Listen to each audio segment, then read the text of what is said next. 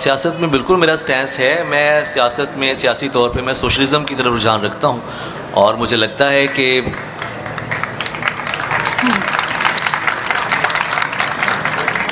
خوش آئند بات ہے.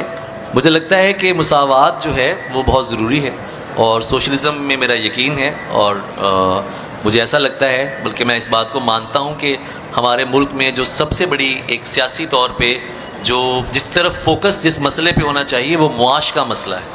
معاش جہاں پر ٹھیک رہتی ہے، جہاں پر لوگوں کی جیب میں پیسے تھوڑے سے ہوتے ہیں، ان کا طرز زندگی بہتر ہوتا ہے، تو اس کے بعد بہت ساری معاشرتی جو برائیاں ہیں وہ ختم ہوتی جاتی ہیں. جیسے ساحر کا مصرع ہے کہ بھوک آداب کے سانچوں میں نہیں ڈھل سکتی.